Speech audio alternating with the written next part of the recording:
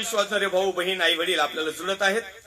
या प्रत्येकाचं मी पास्टर राजू आल्लाट अहमदनगर मधून या लाईव्ह सेशनला तुमचं हार्दिक स्वागत करतो.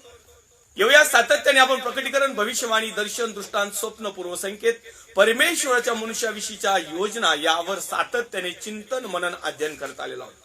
आज 108 क्रमांकाच्या भागामध्ये आज आपण मत्तई कृष्णवर्तमान अध्याय क्रमांक 9 आणि वचन क्रमांक 36 पाहणार आहोत.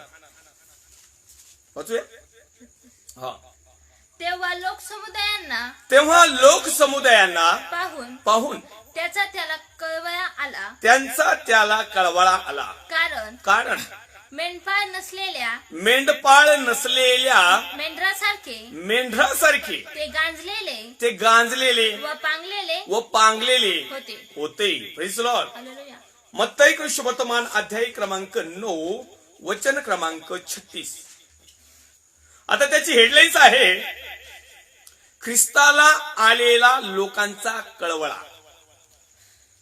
प्रभू येशू जो मानव देहाने आला, त्या मानव देहाने आलेल्या येशू ख्रिस्ताला लोकांचा लाईव्ह मध्ये कळवळा आला.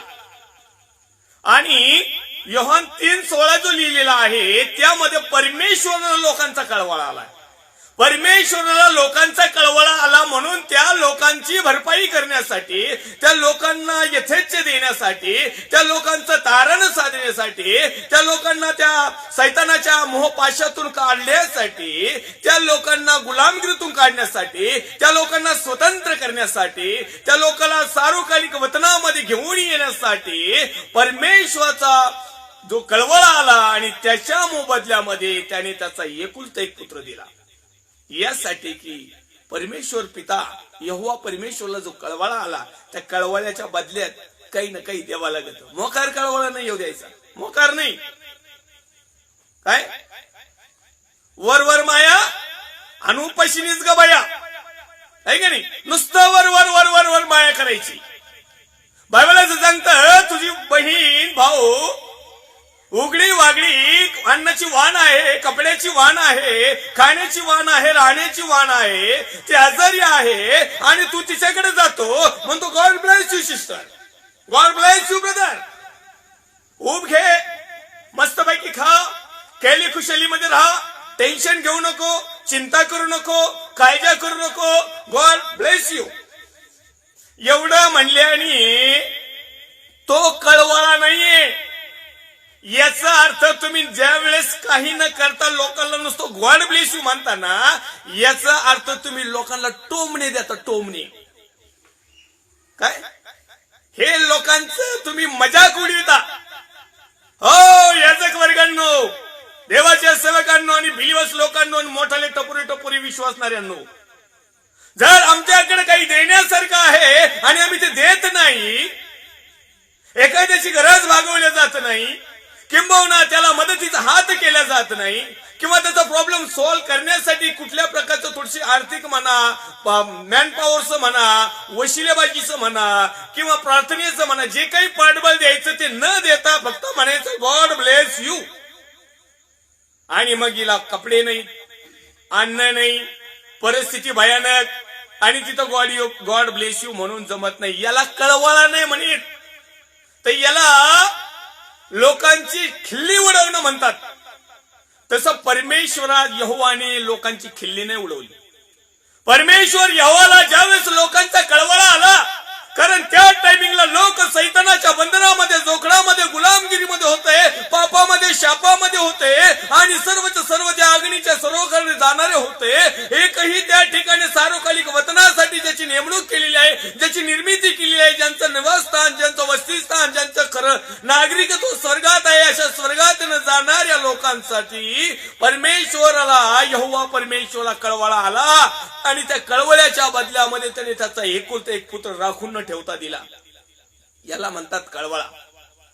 परमेश्वराच्या योजना अद्भुत आहेत, परमेश्वराच्या योजना अगाध आहेत, परमेश्वराच्या योजना मनुष्याच्या एक कल्पना शक्तीच्या पलीकडे आहेत. परंतु ज्याला आत्म्याचा ठाव आहे ना, थोडासा, ज्याला थोडासा आत्म्याचा लवलेश आहे ना, तो ओळखतो आणि त्याप्रमाणे आचरण करायला सुरुवात करतो. आणि म्हणून माझ्या प्रिय भावांनो, बहिणींनो, देवाच्या अभिषिक्तांनो, या ठिकाणी पुरुषोत्तमान अध्याय क्रमांक 9 आणि वचन क्रमांक 36 ची हेडलाईन्स आहे, ख्रिस्ताला आलेला लोकांचा कळवळा. आता काय झालं, का ख्रिस्ताला येशूला लोकांचा कळवळा का आला? तेव्हा लोक समुदायांना पाहून त्याला कळवळा आला. लोक समुदाय, खूप मोठा लोक समुदाय आहे, भरपूर असे लोक आहेत आणि त्यांचा जमाव ज्यावेळेस त्यांनी पाहिलं तर त्यावेळेस त्याला कळवळा आला. कशा गोष्टीचा कळवळा आला? त्यांना भाकरी नव्हती, त्यांना अन्न नव्हतं, त्यांना पाणी नव्हतं, त्यांना कपडे नव्हते, त्यांच्याकडे काही नव्हतं का? नाही, तसं काही नाही, हे सगळं भरपूर होतं यांच्याकडे. आपण पाहूया, कारण मेंढपाळ नसलेल्या मेंढरासारखे ते गांजलेले व पांगलेले होते म्हणून कळवळा आला. आज माझ्या प्रिय देवाच्या अभिषिक्तांनो, तुम्हाला लोकांचा कळवळा येतो का नाही? अहो, ते गांजलेले येत, पिडलेले येत. तुम्हाला काय वाटतं? मेंढपाळ नसलेल्या प्रमाणे येते. मग तुम्ही मेंढपाळ असून जर तुमच्या मेंढर विखरलेल्या आहेत, याचा अर्थ तुम्ही मेंढपाळ नाहीत. कारण मेंढपाळ जर असता तर त्याच्या मेंढराची उठण्या बसण्या दिसण्याची सोय त्यांनी केली असती, त्यांच्या मेंढरांना, घायल झालेल्या मेंढराला मलमपट्टी केली असती, त्यांना हिरव्यागार कुरणात घेऊन गेले असते, त्यांच्या खैली खुशालीमध्ये नेलं असतं, त्यांना संत पाण्यावर घेऊन गेले असते. मोकार म्हणायचं नाही, दावीद राजा स्तोत्र 23 मध्ये म्हणतो, लगेच सुरू करायचं. तोंडपाठ असतं. आमच्या तर लहान आले लेकराचं सुद्धा पाठ करून ठेवलंय पाळक साहेबांनी. लय भारी वाटत होतं त्यांना पाठ केलं. इथं लिहिलंय, आपण वाचूया ते. परमेश्वर माझा मेंढपाळ, परमेश्वर माझा मेंढपाळ आहे, मला काही उणे पडणार नाही, तो मला हिरव्यागार कुरणात बसवितो. अहो, परमेश्वर तर संपूर्ण जगाचाच मेंढपाळ आहे, परंतु परमेश्वरने जे मेंढपाळाचं इनिशन तुम्हाला आणि मला दिलेलं आहे, याजक वर्गाला दिलेलं आहे, देवाच्या अभिषिक्ताला दिलेला आहे, सेवकाला दिलेला आहे, द मॅन ऑफ गॉडला दिलेला आहे, द प्रोफेटला दिलेला आहे, टीचर फीचर जेवढे कुणी असेल त्यांना मेंढपाळाचा जर दर्जा दिलेला आहे. आपण जर म्हणतो की आम्ही मेंढपाळ आहेत, माझी मेंढर आहेत, माझी मंडळी आहे, मी चर्चचा चालक मालक आहे, माझ्यावरती जबाबदारी आहे, मला आज काय संडेला कुठे येता येणार नाही, माझ्या चर्चला, माझ्या मेंढरांना मला आध्यात्मिक गोष्टी, हे आपण जसं म्हणतो ना, याचा अर्थ परमेश्वरने तुम्हाला आणि मला जर मेंढपाळ बनवलेलंच आहे किंवा आम्ही ऑलरेडी जर आहोतच, तर परमेश्वर जर माझा मेंढपाळ आहे, मला काही उणे पाडणार नाही. हे सर्व जगासाठी आहे, परंतु जर खरा आध्यात्मिक माझा मेंढपाळ जर आहे तर मला वचनाचं काही कमी पाडणार नाही. माझा मेंढपाळ जर सत्यवादी आहे तर माझा मेंढपाळ मला संत पाण्यावर नेईल, म्हणजे देवाच्या वचनावर नेईल. हिरव्या 4 कुरणामध्ये नेतो. कशाला? गवत खायला. काय आम्ही काही नबुकद्नेस्सर राजे आहेत का? काही नुसते गवत खायचं का? बैल आहेत आम्ही. कोणतं हिरवगार कुरण? कोणतं? दुधा माझाचा प्रदेश कुठं आहे? खैली खुशालीचा प्रदेश. आणि आमची खैली खुशाली कुठं आहे? नाहीतरी आमच्या जगातले मेंढपाळ आम्हाला फक्त स्वप्न दाखवतात, तो बघा हिरवगार प्रदेश. मोशे सारखे एका ठिकाणी बसतात आणि म्हणतात, तो दिसतोय का? त्या भाग द्या, दशमांश द्या, देणगी द्या, दान द्या, अर्पण द्या. दिसला का तुम्हाला? नाही, पुढच्या संडेला मिळेल. हे असे हुर्या दाखवायचं बंद करा. या ठिकाणी परमेश्वर माझा मेंढपाळ आहे, मला काही उणे पडणार नाही, तो मला हिरव्यागार कुरणात बसवतो. आमचे पाळक आम्हाला वाळल्या गवतात बसवितात, खुरट्या गवतात बसवितात, डोंगरात नुसतं त्या दगडातच हिंडवितात, तिथं धडका काहीच नाही, पाणी नाही, चारा नाही, सावली नाही, मोकार हिंडायचं. बरं, आम्हाला काय कुठंतरी खुरट खारट गावात मिळून कसं तरी जीवन जगायचंय. बिलिओस लोकांनो, सावध व्हा मेंढरांनो. तो मला संत पाण्यावर नेतो, हे आम्हाला गढूळ पाण्यात घेऊन जाते. संत पाणी कोणतं? उफळतं पाणी कोणतं? जीवनाचं पाणी कोणतं? अहो, पाण्याचे प्रकार येत. वचन पाण्यावर नेतो म्हणजे हे मेंढर नाहीत. आम्ही मानव आहोत आणि मानवाच्या स्वरूप आम्हाला जर मेंढराच्या सारखं जीवन जगायचं आहे आणि आमच्यावर देखरेख करणारा किंवा आमचं संगोपन करणारा किंवा आम्हाला भरवणारा, चारणारा, आमची सुशस्त्रा करणारा, आम्हाला योग्य त्या मार्गावर घेऊन जाणारा, चूक असली तर आम्हाला चुकीचं सांगणारा, लय मेंढर लय येडेवाकडे कधी तर ठोक्यात काठीत पाडणारा, असं मेंढपाळ पाहिजे. वेळ पडली तर मेंढरू गळ्यात घालून हिंडा, आनंद करा. पण ते मेंढरू लयच वैताग दिला तर डोक्यावर उचलून आपटा आणि परत त्याला मलमपट्टी करा. मेंढपाळाचं काम आहे. कोणत्या मेंढराचं काय दुखत आहे, कोणत्या मेंढराचं काय प्रॉब्लेम आहे, कोणतं ढेंडाळत आहे, कोणतं चाराच खात नाही, कोणतं रवत करीत नाही, कोणतं नुसतं जागेवरच बसत आहे, चलत का म्हणून नाही. बघा, त्याला शोधा, त्याचा प्रॉब्लेम, त्याच्या समस्या, त्याच्या चिंता, त्याच्या काळजा, त्याचं टेन्शन, त्याचा ताण, त्याचा दबाव, त्याचे बंधन, त्याचे जोखडं, त्याचं काय प्रॉब्लेम आहे मेंढपाळांनो बघा. तुम्ही फक्त तुमचा प्रॉब्लेम बघता, आमचा हा प्रॉब्लेम आहे, आमचा तो माझा जीव ताजा तवाना करीतो. अरे येत ताजे तवाने झालेत. बिलवस लोक कुठं ताजे तवाने येत आहेत का आध्यात्मिक गोष्टींनी आणि जगी काय पण. तो आपल्या नावासाठी मला नीती मार्गाने चालवतो. कोण? तो उत्तम मेंढपाळ, जो होता, जो आहे, जो येणार आहे, तो प्रभू येशू ख्रिस्त एकच मेंढपाळ होऊन गेला. तो आपल्या नावासाठी मला नीती मार्गाने चालवतो. आम्ही आमच्या संस्थेच्या नावाकरता तुम्हाला चालवतो, आमच्या मिनिस्ट्री करता बिलिव्हर्स लोकांना चालवतो, आमच्या ग्रुप टिकण्यासाठी बिलिव्हर्स लोकांना एकत्र करतो आणि आमची लाभासाठी तोंडपूजापणा करतो. हे मेंढपाळाची लक्षणं नाही. सावधान मेंढपाळांनो, याचकांनो सावधान. याचा हिशोब तुम्हाला आणि मला द्यावा लागेल. जे मेंढपाळ स्वतः चरतात आणि आपल्या मेंढरांना काही चारित नाही, त्यांना हाय असो असं पवित्र शास्त्र सांगतंय. मी फक्त माझ्या आवाजामध्ये ते तुम्हाला प्रदान करतोय. आपल्याला काही घेणं देणं नाही. तुम्ही त्या मेंढरांना खड्यात घाला, त्यांना गढूळ पाणीचा पाजा, नाही तर आणखीन दुसरं पाणी पाजा, झेंडुळ्या द्या, नाही तर तिकडे कुणाकडेही न्या. पण याचा हिशोब तुम्हाला द्यावा लागेल, मला द्यावा लागेल. आपला विषयच आहे. लोकांचा प्रभू येशू ख्रिस्ताला कळवाळा का आला? काय प्रॉब्लेम काय? चांगले बसले होते प्रार्थनेला, आहे की नाही? चांगले जमले होते. परत एकदा शास्त्र भाग वाचूया. तेव्हा लोक समुदायांना पाहून त्याला कळवळा आला, कारण मेंढपाळ नसलेल्या मेंढरासारखे ते गांजलेले व पांगलेले होते. एक दिलाचे, एक जीवाचे, एक मनाचे, एक विश्वासाचे नव्हते. सगळ्यांचे वेगवेगळं कल्चर, वेगवेगळं वागणं, उठणं, बसणं, विश्वास.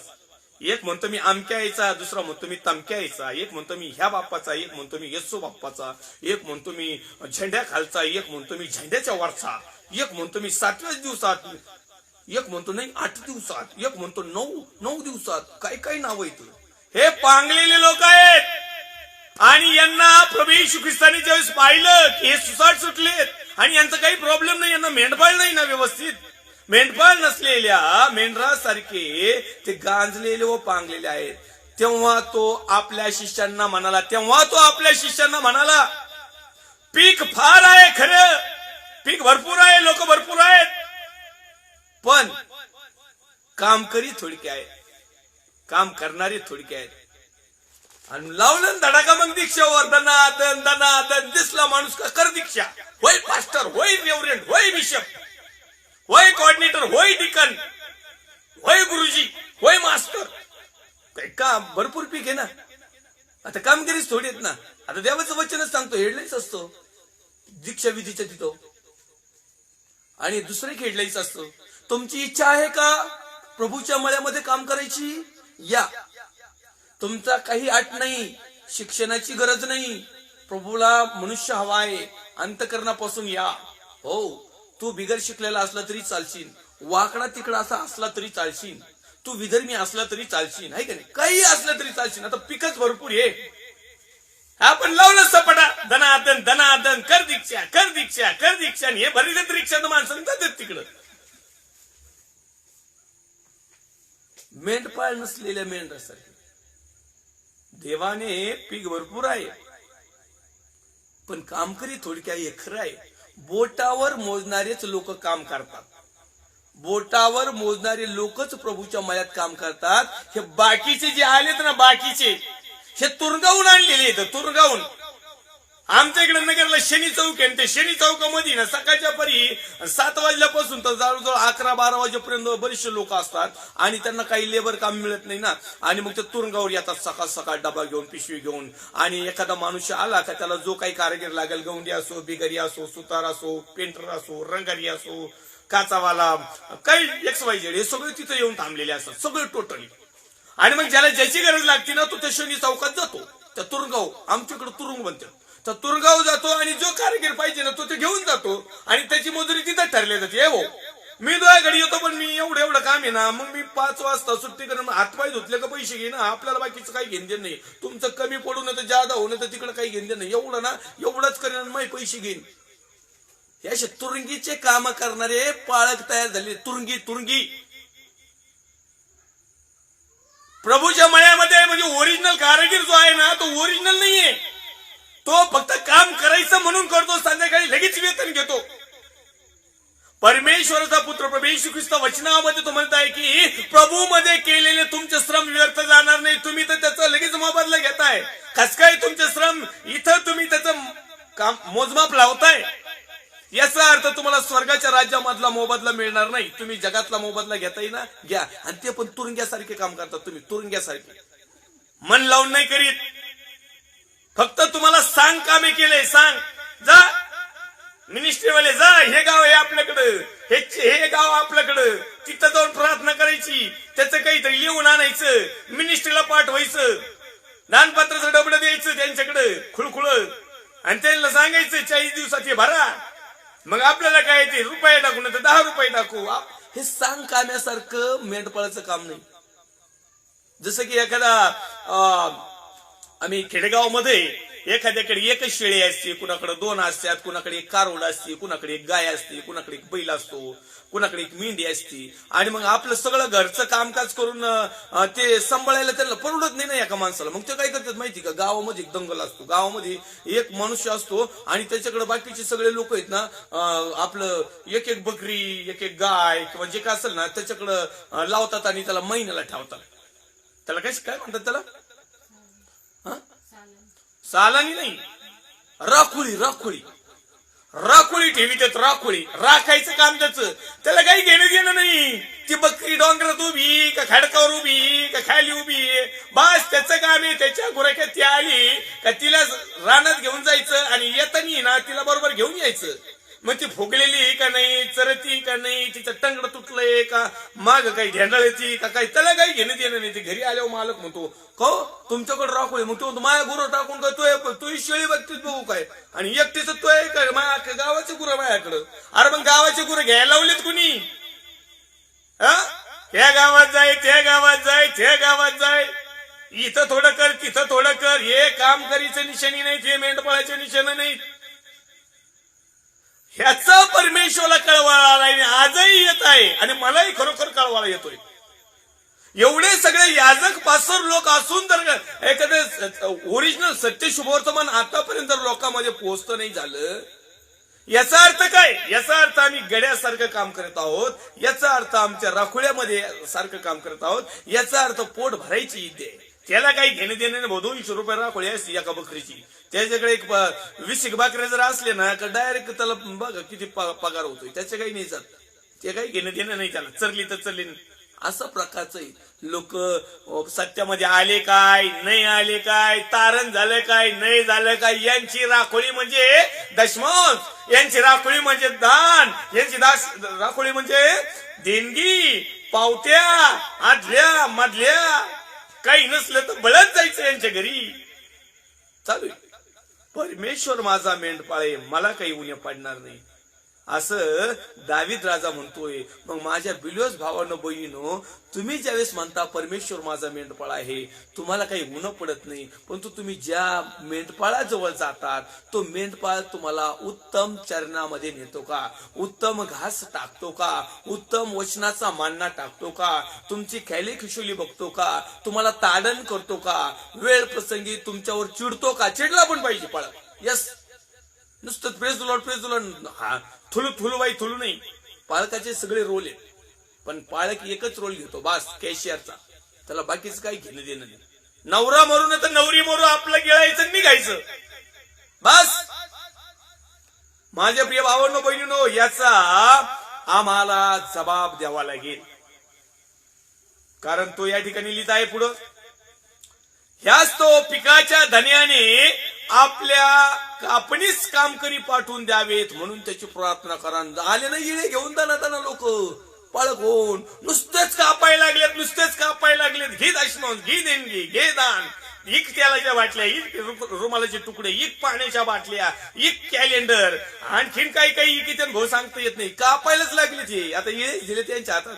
देवाचं वचन प्रूफ देतात, मग शुभतमान अध्याय क्रमांक 9 वचन क्रमांक 37 आणि 38 मध्ये लिहिलंय. देवाचा सेवक या ठिकाणी लिहितो, तेव्हा तो आपल्या शिष्यांना म्हणाला, पीक फार आहे खरे, पण कामकरी थोडे आहेत, म्हणून बिळक बना, पटापटा देवाचं काम करायला शिका आणि तुम्ही कापण्याला चालू करा, दानपात्राचे डबे लोकांच्या घरापर्यंत पोहोचवा, सगळं करा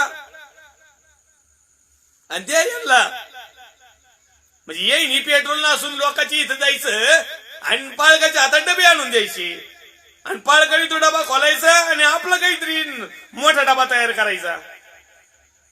याच तो पिकाच्या धन्याने आपल्या कापणीस कामगारी पाठवून द्यावेत म्हणून त्याची प्रार्थना करा. प्रार्थनापूर्वक देवाच्या सेवकाची निवड झाली पाहिजे, आपल्या वशिल्याने नाही. आजकाल असे वशिल्यावर पाळक बांधतात. काय करतात त्या पाळकपणाला? पाळकपण जोक नाही. पाळकपण म्हणजे समर्पणी. पाळकपण म्हणजे स्वतःचा स्वार्थ सोडून द्यावा लागत आहे. पाळकपण म्हणजे साध्या सोप्या शब्दात सांगतो, घर जाळून पैशाचा धंदा. यालाच म्हणतात पाळक. हे असं केली कुशलीसाठी नाही, हे नाही त्याच. म्हणून तो देवाचा आत्मा इतका टोचणी लागून तो आत्मिकतेने तुमच्यापर्यंत जो प्रखरतेने येतो ना, त्याचं हेच कारण आहे. कारण देवाला असले मेंढपाळ नकोय. यांना वेगवेगळे नावं दिलेत. मग तुम्हाला दाखवलं पाठीमागे किती किती नाव आहेत. आता दरवेळेस ते नावं घेण्यात काही अर्थ नाही. आपण पुढं पाहूया, पुढं काय लिहिलेलं आहे आपण पाहूया. या ठिकाणी गणनाचा ग्रंथ अध्याय क्रमांक 27 आणि वचन क्रमांक 17. गणनाचा ग्रंथ अध्याय क्रमांक 27 आणि वचन क्रमांक 17 वाचा. तो त्याच्या पुढे बाहेर जाईल, तो त्याच्या पुढे बाहेर जाईल व त्यांच्या पुढे आत येईल, व त्यांच्या पुढे आत येईल. तो त्यांना बाहेर नेईल, तो त्यांना बाहेर नेईल व त्यांना आत आणील. व आतही आणील. असे केले तर परमेश्वराची मंडळी मेंढपाळ नसलेल्या शेरडा मेंढराप्रमाणे होणार नाही. शेरडा मेंढराप्रमाणे होणार नाही. हे कुठं लिहिलेलं माहिती का? गणनाच्या पुस्तकात. ही भविष्यवाणी पुढं होती मत्तई कृष्णवर्तनामध्ये. म्हणून आपला विषय आहे प्रकटीकरण, भविष्यवाणी, दर्शन, दृष्टांत, स्वप्न, पूर्वसंकेत आणि परमेश्वराच्या योजना.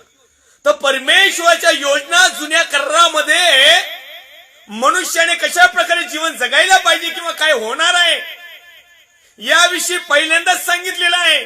हे काही नवीन नाही, पण आम्हाला मात्र आतापर्यंत सांगितल्याच गेलं नाही. आम्ही ज्यावेळेस हा शास्त्रभाग वाचतो, मत्तई कृष्णवर्तमान अध्याय क्रमांक 9 आणि वचन क्रमांक 36, 37, त्यावेळेस हा जो शास्त्र भाग आहे ऑलरेडी गणनाचं पुस्तक, गणनाचा ग्रंथ अध्याय क्रमांक 27 वचन क्रमांक 17 मध्ये आहे. पुन्हा एक वार वाचूया. तो त्यांच्या पुढे बाहेर जाईल. तो त्यांच्या पुढे बाहेर जाईल. कोण? मेंढपाळ. मेंढपाळ पहिला हेडलाईन्सला येतो. मेंढपाळ पहिला बाहेर निघतो. मेंढर नाही निघत पहिली, मग मेंढर त्याच्या पाठीमागं बाहेर निघतात. पण नुसताच मेंढराला सोडून दिलं तर मेंढर कुठे पळतील? आणि त्यांचं शेरड मेंढर असतेच. शेरड येत नाही, बकऱ्या लई बेकार, लब लब लब लब लब लब लब लब. जिथं पाला दिसन तिथं किती फुगल्या पोट फुटायला लागलं तर घरात बांध दुसतो बरोबर, खुट्टीला बांध दुसतो, तिच्या गळ्यात आहे ना वळ दुसतो बरे ना, ती कुठं ना कुठं डोकं चालवणार. इतक्या त्या बेकार बकरे. तसं काही काही ना बकरी येतं, मेंढर नाही. चरत येतात, पोटच भरत नाही. आवाज. तो त्यांच्या पुढे बाहेर जाईल, तो त्यांच्या पुढे बाहेर जाईल व त्यांच्या पुढे आत येईल. व आताही येतं तो आतमध्ये येतो. पहिलं गोठ्यात काही आहे का जनावर, कुत्र पिसळलेलं, लांडग फिंडग, काही गोठा व्यवस्थित साफसफाई आहे की नाही, पहिलं येतो तो. मेंढर नाही डायरेक्ट धनात कोंडीत चेक करतो तो. तो त्यांना बाहेर नेईल, तो त्यांना बाहेर नेतो व त्यांना आत आणतील. त्याला आताही आणतो.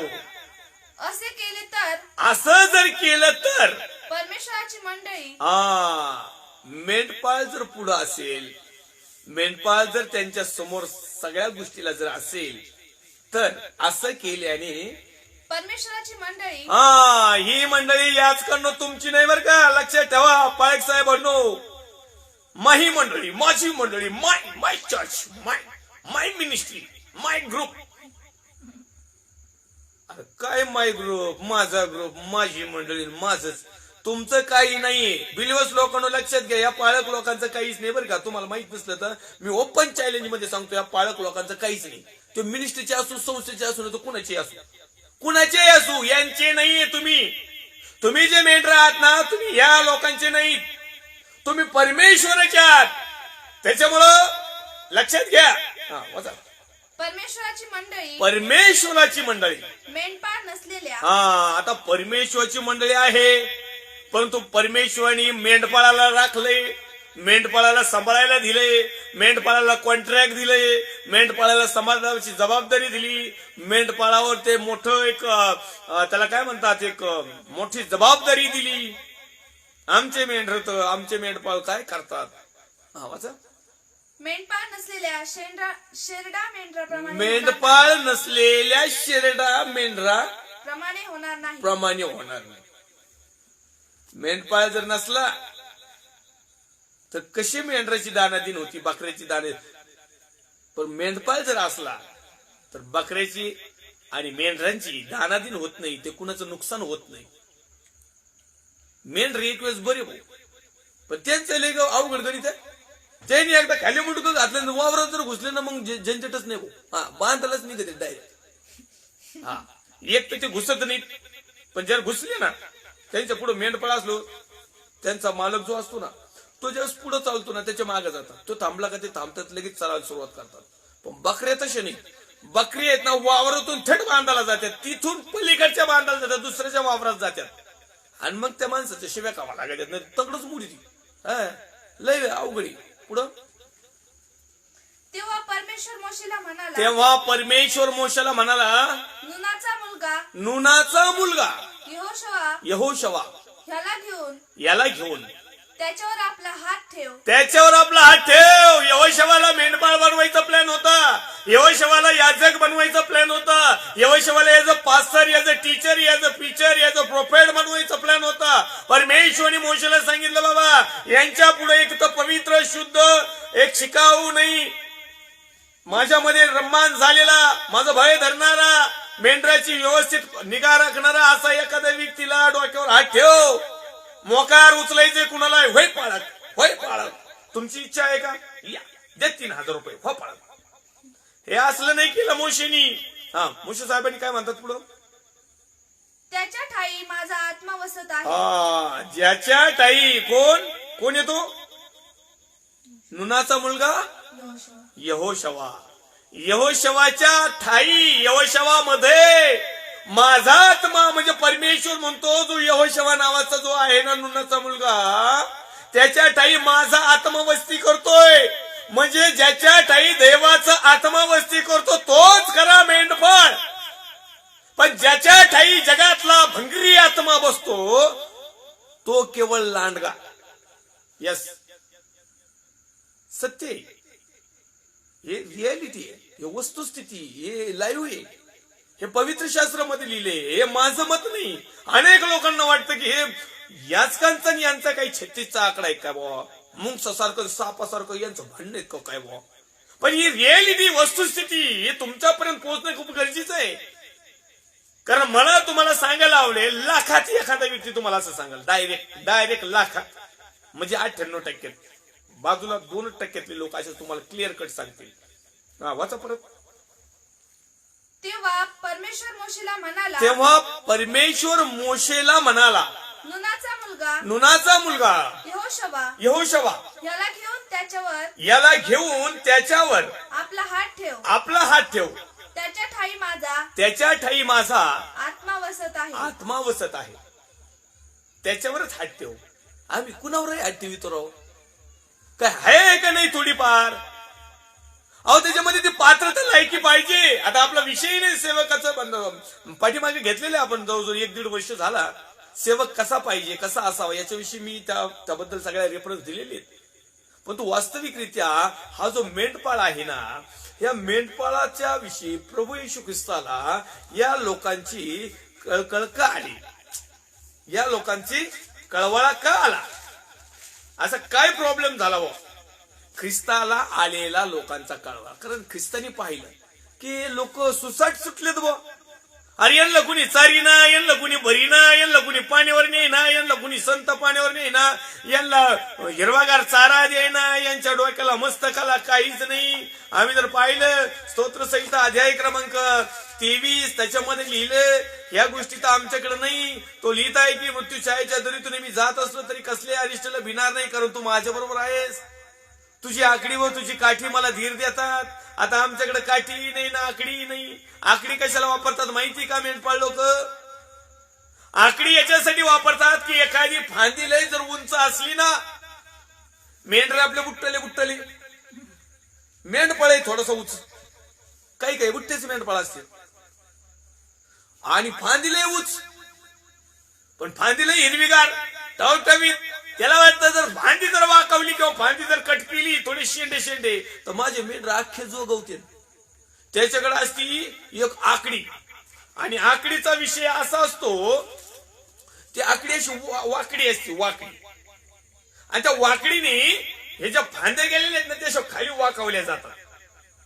अलीकडे त्याला कत्ती लावली जाते, कत्ती, असा इळा, वाकडा हुकासारखा, आणि ती फांदी अशी वर पडली का लगेच फांदी तुटून खाली पडत, लगेच मेंढर त्याच्यावर तुटून पडत. मेंढपाळाकडं हे असं पाहिजे, पूर्वीच्या मेंढपाळाकडे असं व्हायचं. त्या आकडीने ती फांदी खाली वाकवायची आणि मेंढराला तो चारा मिळायचा. पण आता असं झालंय, हे आकडीच ठेविनात जवळ, हे वरच्या वर शेंडा बांधून लगेच यांच्या घरी. खरे आताचा माल जे मेंढराला द्यायचा ना, अहो तुम्ही जगातलं तर तुम्ही देतच नाही तर देणार पण नाही, तर कारण तुम्ही त्यासाठी आलेच नाही. तुमचं मन अंतकरण हृदय नाही वाळणार तेवढं. तुम्ही भारो राजापेक्षा कठीण झालेले, तुम्ही नरकात जायला पसंत करता, पण तुमचं दान दशमोज की काही योग्य त्या गोष्टीला देणार नाहीत. हे पक्क प्रभू येशू ख्रिस्ताला माहिती. मला तर 22 वर्षाचा अनुभव आहे. नाही करणार तुम्ही. बोटावर मोजणारे सारखे करतात, तो भाग वेगळा. परंतु ही जी आकडी होती ना, आकडी कशासाठी राहायची, तर ती फांदी वाकून त्याच्यातला पाला, एखादं कोवळे पान किंवा जे काही XYZ वनस्पती असेल ती मेंढरांना एक तर वाकून ती फांदी त्या मेंढरासमोर धरून ठेवायची कवर आहे, पण नाही तर मग ती फांदी मोडायची किंवा तिचे शेंडे कट करायचे आणि मेंढरा पुढे टाकायचे, आणि मग मेंढर ते गप्पा खायचे आणि मेंढराशी मस्त व्हायची, एकदम सुदृढ. मग घरी गेल्यावर ते लोकर पण जादा द्यायची, दूध पण जादा द्यायची, त्यांना कोकरं पण जादा व्हायची. मग मेंढपाळाला प्रॉफिट व्हायची बर का. आणि काठी ठेवायची एक जवळ. काय इथं लिहिलंय, आता तुम्हाला टोटल मी सांगतो ते काय. तुझी आकडी व तुझी काठी मला धीर देते. आता एक काठी धीर द्यायला कुणाला? मेंढपाळ चालत असताना दर्या डोंगरामध्ये, खास खोलग्यामध्ये त्याचा बॅलन्स राहण्यासाठी, दिवसभराची शक्ती त्याची क्षीण झाली या मेंढरा मागण बकऱ्या माग पळू जरा थोडीशी ताकद येण्यासाठी, याला समतोलपणा ठेवण्यासाठी, त्याचा बॅलन्स राखण्यासाठी ती काठी त्याच्याकडे राहायची. कुणाकडं? मेंढपाळाकडं. आणि दुसरा एक मुद्दा होता, ती काठी नुसती टेकवायचीच नव्हती. एका टोल्यात मेंढराचा पाय लाकडा होऊन बारगाडीत बसू, काही घेणं देणं नाही. मेंढरू जर लयच पळालं ना, किंवा एखादी बकरी लयच पळाली ना, आणि मेंढपाळाला जर वाईटा गेला ना, ते एका टोल्यात लागूनच फेकून मारायची. मग ती बरगडीत लागू, शिंग तुटू, कान फुटू, न तिचा पाय तुटू. ती काठी त्याच्यासाठी पण लागायची. दोन प्रकार. तुम्हाला वैशिष्ट्य सांगतो ते का वापरायची. आताही पण ती काठी आहे आमच्याकडे असतात. एका बिशप साहेबांकडे ती काठी घेऊन येतो असा. आज पण आहेत, काही आहेत, म्हणजे मला त्यांचे काही निंदा नालस्ती नाही करायची, परंतु ती काठी घेऊन येतात. बिशप लोक ज्यावेळेस येतात ना पब्लिक समोर, तशी काठी घेऊन येतात. त्याशी वाकडी काठी असते. त्या काठीने बिलोस लोक हाणायला पाहिजे होते आता पण या बिशप लोकांनी, पण ही सगळ्यात मोठी गलती झाली. फक्त घेऊन येते. यांनी जत्रा खेत्राला आले का नुसते रेटायला पाहिजे लोक, कारण लोकच नीट झाले नाहीत अजून. हे फक्त शो पीसला घेऊन येते. वचनाची काठी नाही, आणि ओरिजिनल काठी नाही, आणि कोणतीच काठी नाही. आणि आता आकडी राहिली नाही, आता दुसरंच राहिले. आता बॅगा राहिल्यात. बॅगा घेऊन यायच्या, सगळा माल त्याच्यात टाकायचा. पहिलं तसं नव्हतं. तर या गोष्टी परमेश्वर माझा मेंढपाळ या दावीद राजाने ज्यावेळेस लिहिलं ना, तो ऑलरेडी दावीद राजा एक उत्तम मेंढपाळ होता. दावीद राजा एक उत्तम मेंढरांना चारणारा होता. ओरिजिनल राजा बनायच्या अगोदर तो मेंढरच राखायचा आणि मेंढर राखीत असताना त्याला राजा पदाचं पदवी बहाल करण्यात आलेली.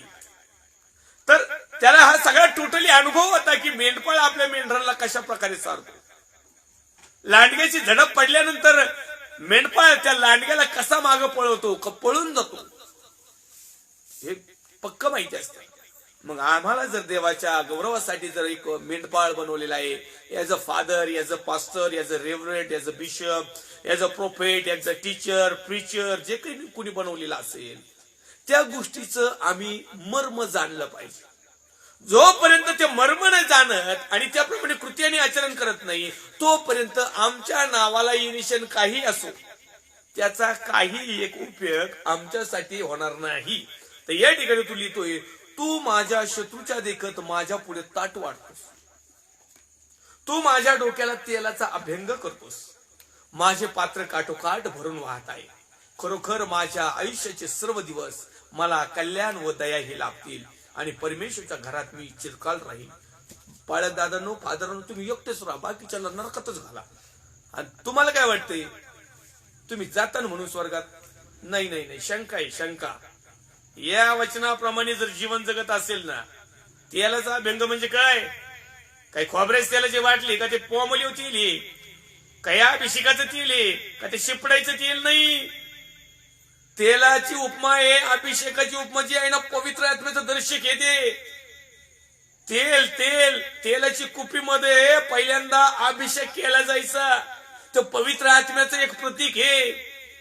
म्हणून तर आम्ही कुठं प्रार्थनेला गेलो तेलाच्या बाटल्या आणि तो भारू हो, पाणी सुद्धा एक पवित्रतेचं शुद्धतेचं प्रतीक आहे.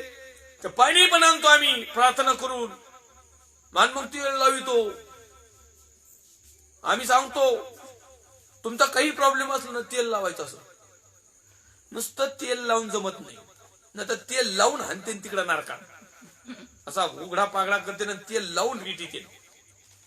हो, अभिषेकाचं तेल इथलं जाईल आमच्या कालवण्यात नका नसलं तेल तंगी असल्यामुळे जाऊ पडू पडतो. पण ते तेल पाहिजे लोकांना, ते मर्मच माहित नाही हो अजून. नुसतं तोंडपाठ असं परमेश्वर माझं मेंढपाळ झालं. अरे पण काय म्हणतोय तो, त्याचं म्हणणं काय, त्या वचनाचा अर्थ काय लोकांना समजू द्या ना हो. एवढे काही करता झाले ना तोंडपाठ, चांगली गोष्ट आहे. मग त्याच्यातलं किती आपलं सपाट झालंय, फक्त तोंडपाठ झालं बाकी सगळं सपाट झालंय, काही आतमध्ये काही गेलंच नाही. तर परमेश्वराची योजना आहे, परमेश्वरचे पूर्वसंकेत आहे की देवाचा जो कळवळा, देवाचा पुत्र प्रभू येशू ख्रिस्ताला जो कळवळा आलेला आहे तो का आलेला आहे, आणि तो खरोखर माझ्या आयुष्याचे सर्व दिवस मला कल्याण व दया लाभतील आणि परमेश्वरच्या घरात मी चिरकाल राहील. हो, परमेश्वरच्या घरात चिरकाल राहील. राहताल का पण, का नुसतं म्हणायचं? राहण्यासाठी अभिषेक पाहिजे पवित्र आत्म्याचा, ओरिजिनल खाद्य पाहिजे देवाच्या वचनाचं, आणि विश्वासाप्रमाणे कृती आणि आचरण जर असेल तर त्यावेळेस मात्र या दिलेल्या जगिक गोष्टी देखील पूर्ण होतील आणि आध्यात्मिक त्याचा जो अर्थ आहे तो देखील तुमच्या आणि माझ्यासाठी फायद्याचा आणि आशीर्वादाचा होईल. आणि म्हणून तो म्हणत आहे की यास्तव पिकाच्या धान्याने आपल्या कापणीस कामकरी पाठवून द्यावेत म्हणून त्याची प्रार्थना करा.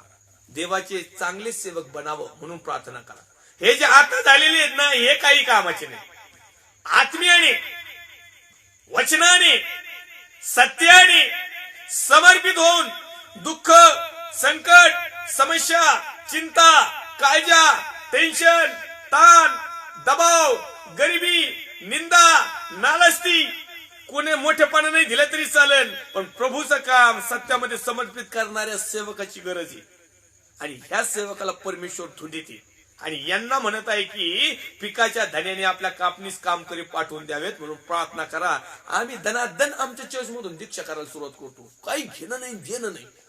काही एवढी मोठी मंडळ्या झाल्या का तुमच्या?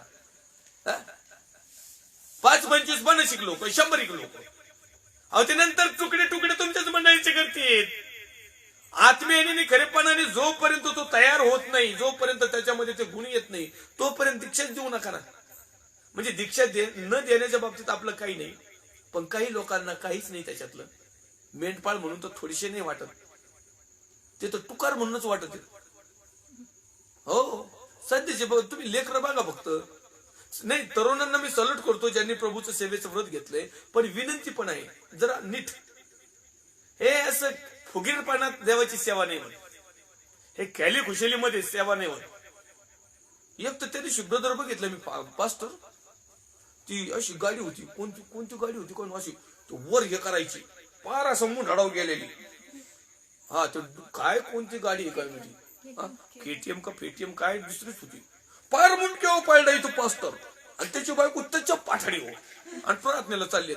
अरे काय अरे कॉलेजच्या पोरांचे कार्यक्रम आहे हे, पुरीला घेऊन येण्याची, तुम्ही त्यांना घेऊन सेवेला जातात आणि तसेच पडले. मग आता सेवेचं ठिकाण काय चांगलं असतंय का? आता किती सेवेला जातात लॅड्स नाही असते, बंधन असते, जोकडा असते, अंधकारची सत्ता असते, धर्मी दैवताची ताकद असते, निंदा असते, नाला असते, लोक आरोप करतात, लोक वेगवेगळ्या गोष्टीने पाहतात. खेडेगावात जावं लागतं, डोंगरात दर्यात जावं लागतं, असे उलटी गाडी घेऊन जातात. मग शोभलं तरी पाहिजे. नाही तुम्ही वापरा, तुम्हाला वापरा बाबतीत वाद नाही. आपण ते कसं बसायचं? मी ती गाडी बघूनच म्हटलं आता हे नेमकं पाळकच आहेत का? पण त्याच्याजवळ बॅग होती ना, मग म्हटलं नाही हेच बरोबर, हे आता नवीन झालेले याजक दिसते.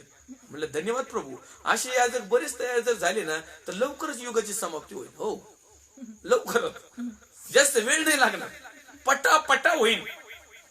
परमेश्वरच्या नावाला धन्यवाद. या ठिकाणी आणखीन एक आपण रेफरन्स घेऊया. मत्ती कृष्णवर्तमान अध्याय क्रमांक 11 आणि वचन क्रमांक 10. पहा मी आपल्या दूताला तुझ्या समोर पाठवतो. तो तुझ्या पुढे तुझा मार्ग सिद्ध करील. तो तुझ्या पुढे तुझा मार्ग सिद्ध करेल. असे ज्याच्याविषयी लिहिले आहे तो हाच आहे. मी तुम्हास खचित सांगतो की स्त्रियांपासून जन्मल्यास बाप्तिस्मा करणारा योहान ह्याच्यापेक्षा मोठा कोणी निघाला नाही. तरी पण स्वर्गाच्या राज्यात जो कनिष्ठ तो त्याच्याहून श्रेष्ठ आहे. स्वर्गाच्या राज्यातलं सांगतो, इथं काही असू द्या. पुढे वाचा. बाप्तिस्मा करणारा योहान याच्या दिवसापासून तो आतापर्यंत स्वर्गाच्या राज्यावर आक्रमण होत आहे. आणि आक्रमण करणारे ते बळकावित आहेत.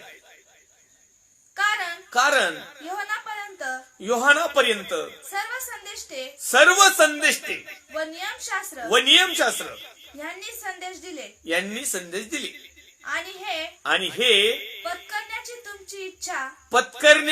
तुमची इच्छा असेल तर जो एलिया येणार तो हाच आहे. Praise the Lord. परमेश्वरच्या नावाला धन्यवाद देऊया. ज्या देवाच्या सेवकाविषयी पूर्वीच लिहून ठेवलेलं होतं, भविष्यवाणी केली, दर्शन होतं, दृष्टांत होतं, स्वप्न होतं, पूर्वसंकेत होत्या, परमेश्वरच्या योजना होत्या, त्या नव्या करारामध्ये मत्ती कृष्णवर्तमान अध्याय क्रमांक 11 आणि वचन क्रमांक 10 आणि काही वचनामध्ये आम्ही पाहिलं. परंतु हे कशामध्ये लिहिलेलं होतं तर जुन्या करारामध्ये मलाकीचा ग्रंथ अध्याय क्रमांक 3 आणि वचन क्रमांक 1 पाहूया. पहा मज पुढे मार्ग तयार करण्यासाठी मी आपला निरोप्या पाठवितो. ज्या प्रभूला तुम्ही शोधिता तो एकाएकी आपल्या मंदिरात येईल. पहा करार घेऊन येणाऱ्या निरोप्याची तुम्ही अपेक्षा करत आहात. तो येत आहे असे सेनाधीश परमेश्वर म्हणतो. मलाकीचा ग्रंथ अध्याय क्रमांक 3 वचन क्रमांक 1 मध्ये येणाऱ्या भविष्यवक्त्याविषयी म्हणजे योहान संदेशाविषयी आणि देवाचा पुत्र प्रभू येशू ख्रिस्त त्याच्याविषयी या ठिकाणी भविष्यवाणी केलेली आहे. आपला विषय आहे प्रकटीकरण, भविष्यवाणी, दर्शन, दृष्टांत, स्वप्न, पूर्वसंकेत, परमेश्वरच्या अद्भुत योजना. परंतु आम्ही नव्या करारामध्ये तपासत असताना, नव्या करारामध्ये चिंतन मनन अध्ययन करत असताना, आताच्या ज्या नव्या करारातल्या ज्या घटना आहेत त्या पूर्वीच संदेश त्याने पूर्वीच्या संदेश त्यांच्या ग्रंथामध्ये नमूद केलेल्या आहेत. याचा मेळ आम्ही बसवत आहोत. ह्या गोष्टी आम्ही अध्ययन चिंतन मननासाठी करत आहोत. याचा एकच उद्देश आहे की प्रभू परमेश्वर कुठलीही गोष्ट करायच्या अगोदर ती त्याच्या सेवकाला सांगितल्याशिवाय करत नाही. आणि म्हणून या सर्व गोष्टी परमेश्वराच्या वचनामध्ये पूर्वीच नमूद केलेल्या आहेत. मात्र एक अपवाद आहे की आम्ही त्या स्टडी केल्या नाही, आम्ही त्या अध्ययन केल्या नाही, आम्ही त्या मनन केल्या नाही, त्याचं आम्ही चिंतन केलं नाही, आम्ही त्या वाचल्या नाही, आम्ही त्या समजून घेतल्या नाही, आम्हाला त्या समजून सांगितल्या नाही, किंवा जो सांगणार आहे त्यालाच समजल्या नाही. म्हणून आज आम्ही अंधारात आहोत आणि आमच्याकडे अज्ञान असल्या कारणानं आमचा नाश होत आहे. म्हणून देवाचा पुत्र प्रभू येशू ख्रिस्त म्हणत आहे की ज्ञान अभावी माझ्या लोकांचा नाश झालेला आहे. आणि म्हणून ज्ञान मिळवण्यासाठी आम्हाला परमेश्वराचं भय धरावं लागेल. जर का आम्ही परमेश्वराचं भय धरलं की आम्हाला ज्ञान प्राप्त होईल आणि त्या ज्ञानाच्या साह्याने आम्हाला भविष्यवक्त्याविषयी माहिती पडेल की कुठल्या भविष्यवक्त्याने देवाच्या सेवकाविषयी लिहिलेलं आहे, युगाच्या समाप्तीविषयी लिहिलेलं आहे, तारणाविषयी लिहिलेलं आहे, पश्चातापाविषयी लिहिलेलं आहे, नवीकरणाविषयी लिहिलेलं आहे, येणाऱ्या अंताच्या समयाविषयी लिहिलेलं आहे. आणि त्यासाठी आम्ही कसं सावधान राहावं, कसं सुरक्षित व्हावं, त्यासाठी आम्ही आमच्या स्वतःची जबाबदारी काय पार पाडावी, आम्ही आमची धार्मिकता कशी तयार करावी, आम्ही आमचा विश्वास कसा वाढवावा, आमच्यावर संकट समस्या चिंता काळज्या आल्यानंतर देखील आम्ही आलेल्या परिस्थितीला कसं सामोरं जावं, या सर्वांचा हिशोब, या सर्वांचा निर्णय, या सर्वांचं उत्तर, या सर्वांच्या योजना परमेश्वराने पूर्वीच नमूद केलेल्या आहेत. पण त्या आम्हाला सांगता येत नाही. सध्याच्या पाळक साहेबालाही सांगता येईना, सध्याच्या मेंढपाळालाही सांगता येईना, सध्याचे टीचर आणि पिक्चर तर दुसरीच पिचिंग करीत बसली.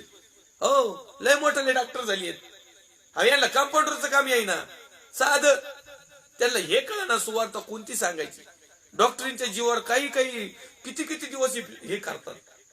माझ्या प्रिय भावांनो, बहिणींनो, आई वडिलांनो, देवाच्या सेवकांनो, आम्हाला हे समजलं पाहिजे की तारणाऱ्याची घोषणा कधी सुरुवात झाली आणि कधीच आता तारण संपलेलं आहे का चालू आहे का आपल्याला भेटेल, या सगळ्या गोष्टीविषयी परमेश्वर त्या ठिकाणी लिहित आहे. आणि म्हणून मलाकीच्या ग्रंथामध्ये तो लिहित आहे, अध्याय क्रमांक 3 आणि वचन क्रमांक 1 मध्ये, पहा मज पुढे मार्ग तयार करण्यासाठी आता परमेश्वराच्या राज्याचा मार्ग तयार करण्यासाठी देवाचा पुत्र प्रभू येशू ख्रिस्त या भूतलावर मनुष्य देह धारण करण्यात आणि त्याने सेवा कार्य चालू करण्याच्या अगोदर त्याच्या मार्गामध्ये अडचणी असतील, त्याच्या मार्गामध्ये अडखळणं असतील, त्याच्या मार्गाला साफसफाई करायची किंवा त्याच्यासाठी लोक प्रजा तयार करायची म्हणून बॅप्टिझम करणारा योहानाची नियुक्ती केलेली.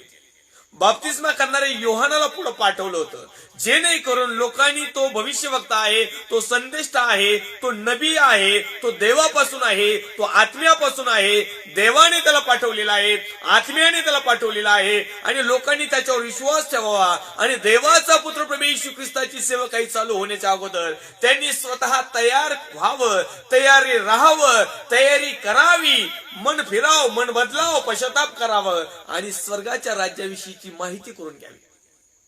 देवाचा पुत्र प्रभू येशू ख्रिस्ताने जी सुवार्ता सांगितली ती देवाच्या राज्याविषयी सांगितली. परंतु योहान संदेष्टा जो बाप्तिस्मा आहे त्याने जी सुवार्ता सांगितली तो म्हटला काळाची पूर्णता झालेली आहे, देवाचं राज्य जवळ आलेलं आहे, पश्चाताप करा आणि सुवार्तेवर विश्वास ठेवा. तो त्याचा धडाका एकच होता, पश्चाताप करा आणि सुवार्तेवर विश्वास ठेवा. आणि देवाचा पुत्र प्रभू येशू ख्रिस्त ज्यावेळेस प्रकट झाला ना त्यावेळेस तो काय म्हटला, देवाचं राज्य जवळ आलेलं आहे.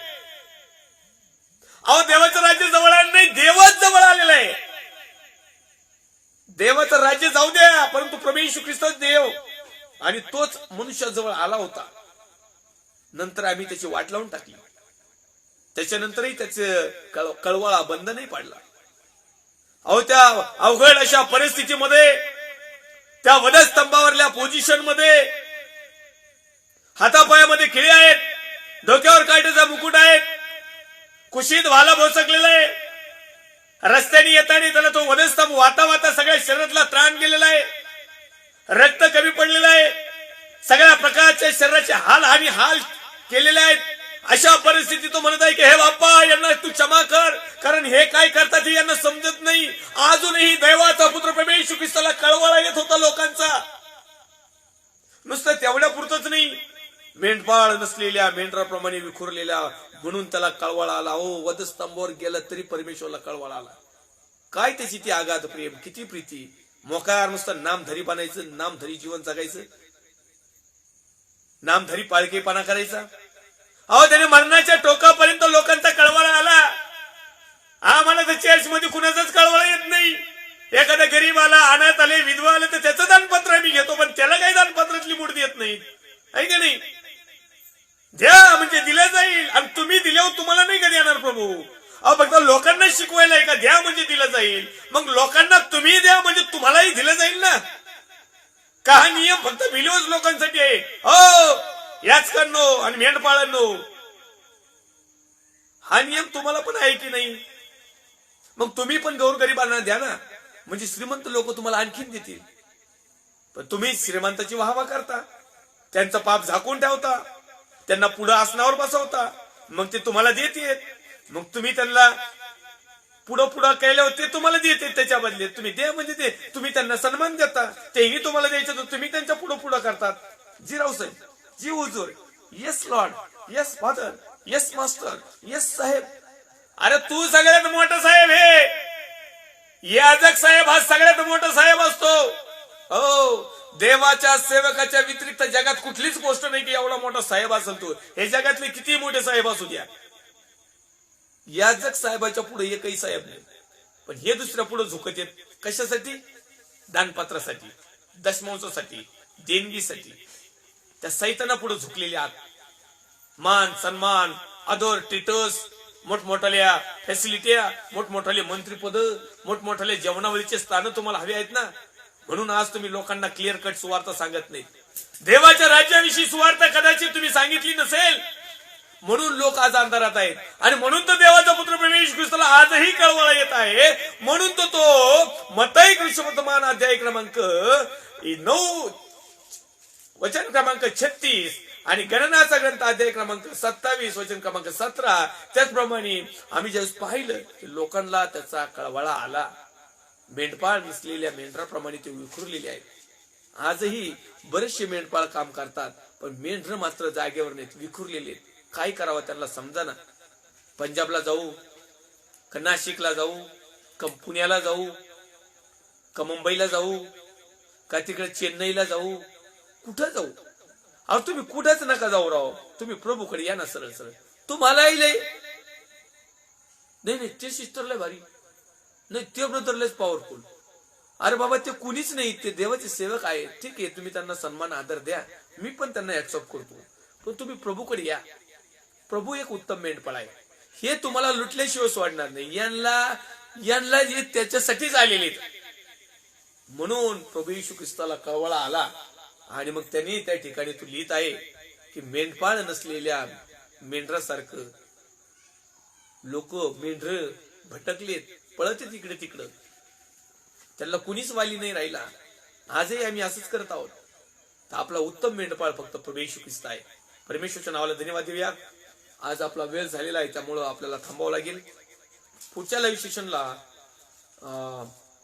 मत्ती कृष्णवर्तमान अध्याय क्रमांक 13 पासून आम्ही काही गोष्टी पाहणार आहोत. या समाला आपण प्रार्थनेमध्ये जाऊया. आपल्याकडे काही प्रार्थना विनंती आलेल्या आहेत. सुरुवातीला प्रार्थना विनंती आहे. यस, प्रार्थना विनंती आहे. पायल लोखंडे, आतिश लोखंडे यांच्यासाठी व बाळासाठी प्रार्थना करण्याची विनंती सिस्टर मीरा लोखंडे यांनी मुंबईवरून केलेली आहे. त्यांची विनंती आम्ही लिहून घेतली. सॉरी सिस्टर, काल आम्ही ती मला कमेंट मध्ये ती दिसली नाही, सॉरी. तरी देखील आपण प्रार्थना करूया. त्याचप्रमाणे वर्षा ताई आल्हाट, आज त्यांचा वाढदिवस आहे, त्यांच्यासाठी प्रार्थना करूया.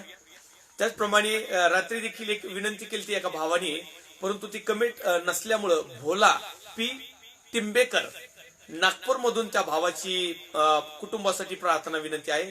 त्याचप्रमाणे राजगुरू परिवार संगमनेर मधून आमच्या भाऊ आणि बहीण आणि त्या परिवारासाठी, त्या कुटुंबियासाठी, त्यांच्या घरासाठी, त्यांच्या आध्यात्मिक घरासाठी आणि जैगिक घरासाठी देखील. आणि स्तोत्र 127:3 संतती हे परमेश्वराने दिले दर त्यांना परमेश्वराने सुंदर अशा लेकराचा उत्तम असा लाभ द्यावा, त्याचप्रमाणे त्यांना आरोग्य उत्तम द्यावं, त्यांचं कामकाज उत्तम करावं म्हणून देखील प्रार्थना करावी. आणि विशेष प्रार्थना करा तर टोटली कुटुंबाचं आणि त्या गावाचं आणि त्या एरियाचं तारण व्हावं आणि त्या ठिकाणी परमेश्वराच्या नावाचा गौरव व्हावा म्हणून देखील आठवण ठेवा. त्याचप्रमाणे प्रार्थना विनंती करूया की येणाऱ्या लाईव्ह सेशन मध्ये देखील परमेश्वराने आम्हाला चालवावं आणि आत्म्याच्या प्रेरणेने आम्ही प्रत्येकानं आमचं चिंतन मनन आदिनामध्ये भाग घेऊन आमचं परिवर्तन करून घ्यावं म्हणून देखील प्रार्थना करूया. पवित्र थोरसे नदीच दे बापा, दुसऱ्या तुझ्या पवित्र हातामध्ये येत आहोत. प्रभू येशू ख्रिस्ताच्या प्रेमाने आणि सामर्थ्यवान नावात आम्ही प्रार्थना करतो. सिस्टर पायल लोखंडे, ब्रदर आतिश लोखंडे आणि त्यांचं प्रिय बाळ यांच्यासाठी मी प्रार्थना करतो. ब्रदर राजगुरू, त्यांची प्रिय पत्नी, परमेश्वर बाप्पा, ब्रदर भोला आणि त्यांचे सर्व टीम, त्याचप्रमाणे वैश्याताई आणि लाईव्ह सेशनला जुळणारे सर्व देवाचे अभिषिक्त सेवक सेविका, विश्वासणारे भाऊ बहीण आई वडील, त्यांच्या समस्या, चिंता, काळजा, टेन्शन, ताण, दबाव, गरिबी, हरिबी, सर्व प्रकारचे कर्जबाजारीपणा किंवा जे काही क्लेश असतील, ज्या प्रार्थना विनंती असतील, त्याचप्रमाणे लाईव्ह सेशनला जुळणारे सर्व देवाचे अभिषिक्त सेवक सेविक, त्यांची मिनिस्ट्री, त्याचप्रमाणे मित्र, आप्तेष्ट, स्नेही, माझ्या भारत देशाच्या सरहद्दीचं संरक्षण करणारे मिलिटरी फोर्स जवान, कमांडोज, त्यांचे कुटुंबीय, सर्व शेतकरी आणि त्यांचे कुटुंबीय, त्याचप्रमाणे भारत देशाचे सर्व राज्य, विशेष करून महाराष्ट्र राज्याचे मुख्यमंत्री मान्य उद्धवजी साहेब, त्यांचे सर्व सहकारी टीम, विरोधी पक्ष नेते मान्य देवेंद्र फडणवीस साहेब, त्यांचे सर्व सहकारी टीम, सर्व पोलीस डिपार्टमेंट, डॉक्टर्स, नर्स, सेवाभावी संस्था आणि प्रिय प्रभू शिव माझं टोटली घरानं आम्ही तुझ्या पवित्र हातामध्ये येतो. त्याचप्रमाणे प्रिय बाप्पा, आमचे नातेवाईक, आप्तेष्ट, स्नेही जे विश्वासात वाढत आहेत, जे चिंतन मननामध्ये सातत्याने सत्याच्या शोधामध्ये आहेत, त्या प्रत्येकावर तुझा अभिषेक आणि कृपा असते. सर्व आदर, गौरव, सन्मान, महिमा तुला देत. ज्या काही गोष्टी तुझ्याकडे मागितल्या त्याचं उत्तर दिलंस आणि निश्चितच तू साक्ष निर्माण केलीस. तुझे आभार मानत ख्रिस्त येशू जो होता, जो आहे, जो येणार आहे, त्या पवित्र प्रभू येशू ख्रिस्ताच्या प्रेमाने सामर्थ्यवान आवाज छोटीशी प्रार्थना मागतो स्वर्गीय पिता तू आहे. आमेन. प्रभू येशू रक्त की जय, प्रभू येशू रक्त की जय, प्रभू येशू रक्ताचा जयकार असो. Amen, amen, amen. Praise the Lord. Thank you. God bless you.